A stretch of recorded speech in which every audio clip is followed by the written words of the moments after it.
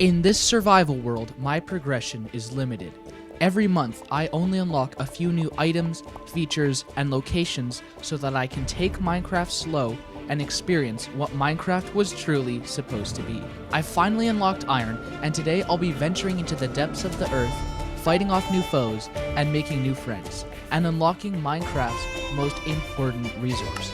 This is the 1 year, 1 world Minecraft survival project, the Iron Age. Welcome back to the world's slowest Minecraft playthrough, everyone.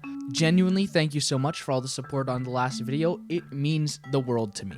So, to start off the Iron Age, we'll first need, well, iron, obviously. The positive thing about my house being a dugout is that there is a lot of iron just laying around. Oh, you have no idea how long I've been waiting for this.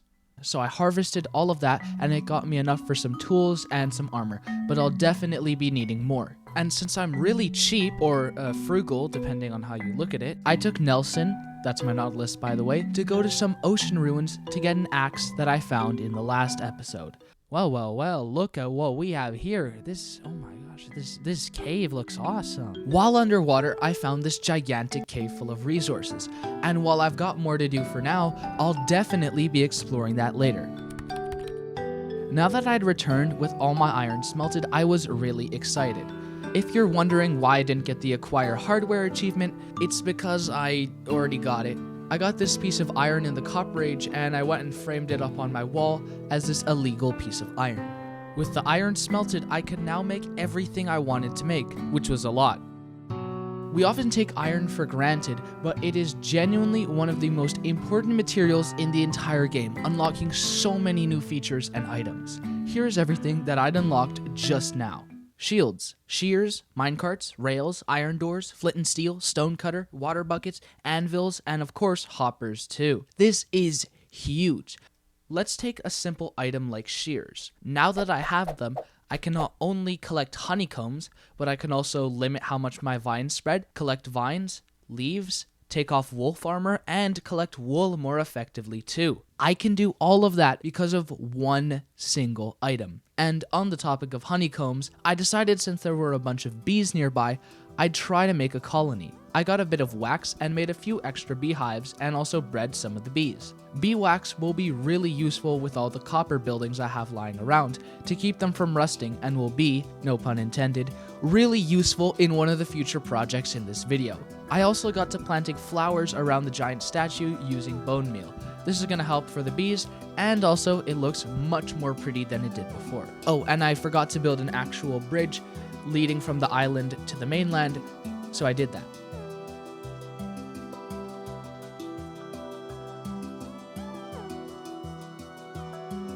Now, I want to talk about what I want to do this month, and the projects are definitely going to be a lot more laid back than last month's, but I still want to accomplish some cool stuff.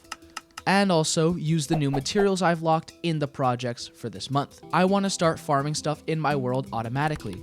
As much as I do love collecting stuff manually, it takes forever for the big projects. So to optimize my world, I'll need to build some farms. Obviously nothing fancy for now, just some simple stuff involving water and hoppers, but at least they'll be useful for collecting resources in the background. Next, I want to build a mob farm, and not just any old ugly one. I want it to actually look nice. The thing with this world is, I'll be staying here for a while, so I want everything to look as nice as possible. Finally, I want to finish the storage system I have that I started a while ago. I think calling it a storage system is a bit of an insult to storage systems, so I really need to build something passable, and also hopefully make it automatic too. Now, something I'll be needing for pretty much every one of these projects is iron. So it's time to go back to the mines for another session of iron collecting.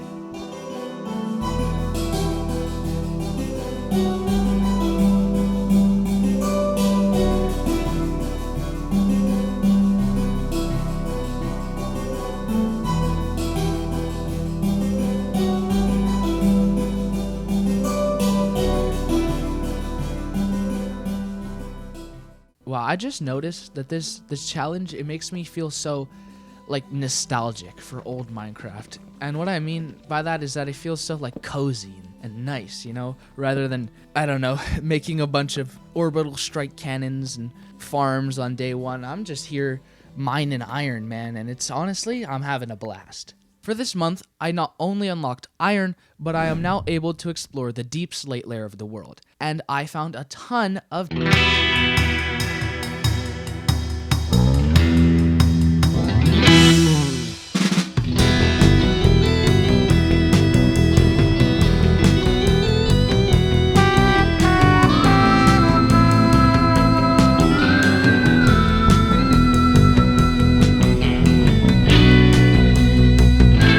intervention. A creeper blew up beside me, rendering me down to 3 hearts. Then a trident drown hit me right afterwards and got me down to a single heart. I survived, but man, that was the closest I've come to death in the past 3 months. And the funny thing is, that's not even the most dangerous thing that happened this month. While exploring, I also found a skeleton monster spawner with some pretty good loot too. And hey look, it's a golden apple and a music disc. After returning from a successful mining trip, I managed to return home, put my iron in the furnace, and then go mining again. So you remember that cave I mentioned before? Well, I felt like something from there was calling to me. So I went down and explored it, and everything went normally at first until I found a perfectly carved hallway leading to an abandoned mine shaft. And it was a great opportunity to collect iron and rails, but I felt like something or someone was watching me. But I'm not as stupid as a horror movie character, so I quickly left with even more iron and rails than I had previously. With all that, I could finally make an anvil, which unlocked enchanting. Of course, the only way for me to get books is from fishing, but you know, it's not so bad. I managed to combine my power 4 bows to make a power 5 bow. And while yes, it was sad to see all the levels that I spent hundreds of days getting disappear in the span of like 2 minutes, it was extremely worth it. I then did some fishing and managed to get this absolute beauty of a fishing rod at the cost of all my levels. I began the month over level 60, and now I've dropped all the way down to level 15. And this quickly made me realize something. And that is that fishing is unfortunately not a sustainable enough way for me to get levels. I needed to build that mob farm, and fortunately enough, I've unlocked buckets, which meant I could transport water, which is something that is essential for almost every Minecraft farm. Before doing the mob farm, though, I decided to make some smaller, simpler farms. Starting with the absolute GOAT, the cobblestone generator. I went into the depths to get some lava, one for the generator and one for the obsidian underneath it. And with those simple steps, the generator is complete. I absolutely love cobblestone generators as they're easy to build, AFKable, and give you a really useful resource. I then built a cactus farm and a tree farm.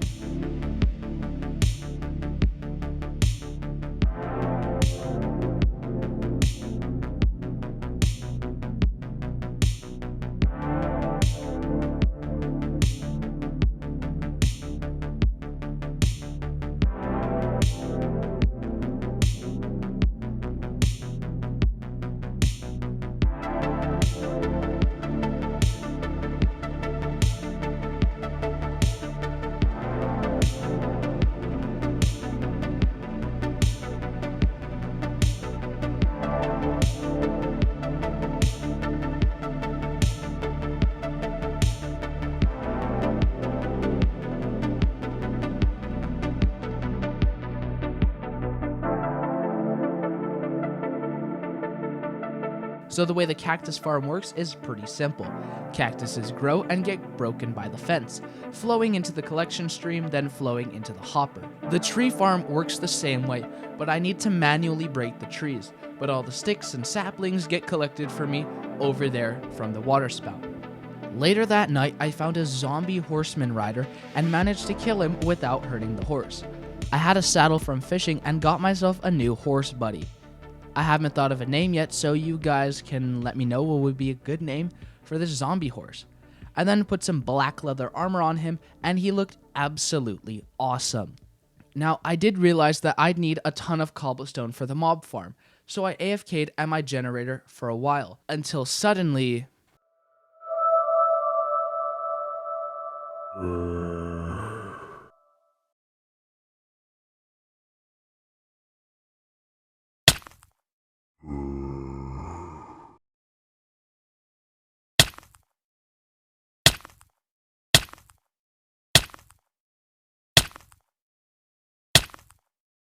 Oh, that's horrible.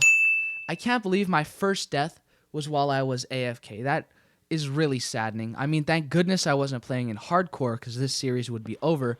I wanted to make sure that that never happened again. So I made a wall around my cobblestone generator, and to have extra protection, I summoned an iron golem to help me in case any mobs wandered in. One of my goals for the month was to explore all the cave and tunnel systems under my base, and I found one I thought would be small at first, but oh wow, that's quite big.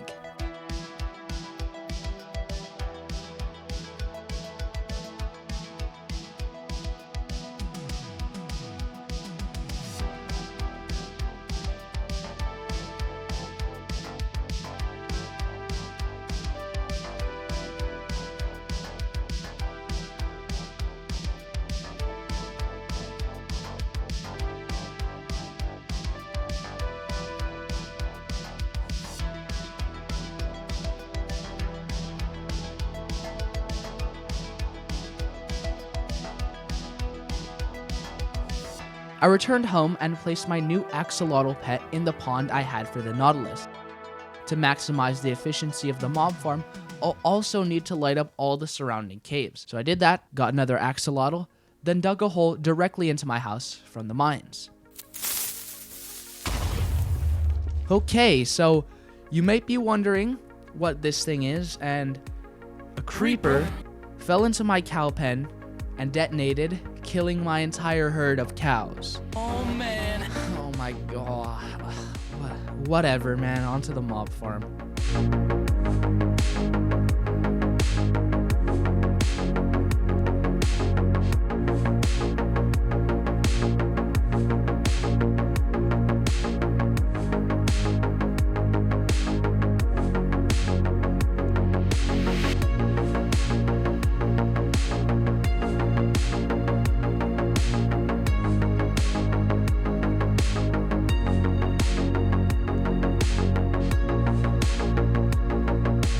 Now the farm was functional, but it didn't look very nice, and there was only a week left to the month, and I had a choice to make.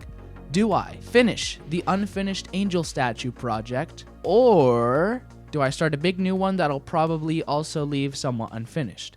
Come on, people, is that even a question? I began working on the exterior design of the mob farm, and since I've gotten back into playing Elden Ring, I took inspiration from the Beast Sanctum and those wandering mausoleums. Since I died too, I'll be needing to build a graveyard off to the side of this place, and I want to add a tombstone for each time I die in the series. So this is the big project for the month, so it's time to build it.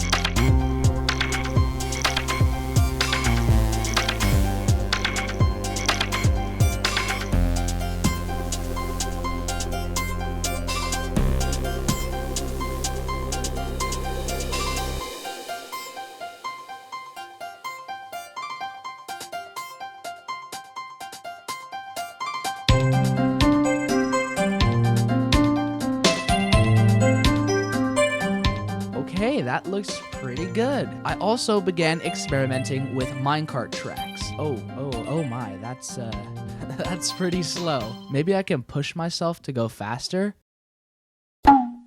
Okay, we're getting somewhere. So, obviously, no redstone means no powered rails, and with that, I'll be going super slowly, unless I used gravity to propel me forward. So that's what I did. One of you people commented that I should build a roller coaster, so of course I built a small track leading from the mausoleum to the bottom of the cave. Obviously, I can't build all of your designs, but really, everyone, thank you guys so much for all the comments and the love. And if you do think something should be built in this world, don't hesitate to let me know about it. Oh my gosh, another dog. Come here, doggy. Oh, and it's the original looking one too. Oh my gosh. Come here. Oh, I gotta get more bones. Oh, oh my gosh, I'm so dumb. Hello, you. I hope you're happy. Oh, you're tamed. Okay. Later that night, I was wandering around when I found a chicken jockey. I heard of this trick where if you put the chicken on a lead, then the zombie won't actually be hostile towards you.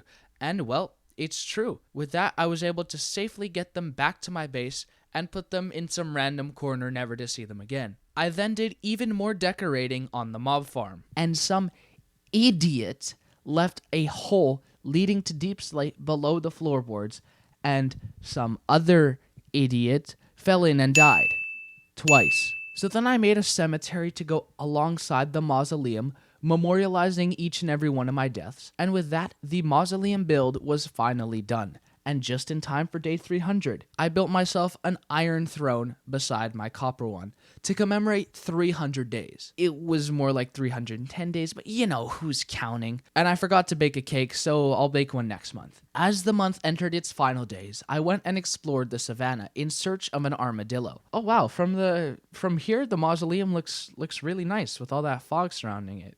Looks kind of eerie and cool. I like that. Eventually, after a long search, I did find an armadillo. These things destroy brushes ridiculously quickly. 16 durability per use is absolutely absurd. I came underprepared as I didn't know my brush would snap in half that quickly, so I returned home, grabbing feathers, sticks, and copper to make some more brushes. Hello, armadillo. Guess who's back again?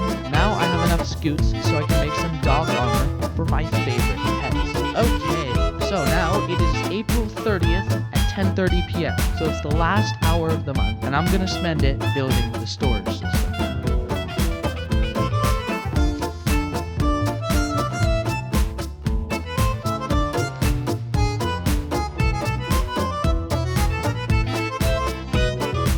Now with the storage system done, I logged off for the last time in April. So what did we do today?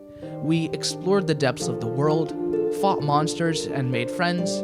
We died, built, experimented, and the Iron Age has been one heck of a ride.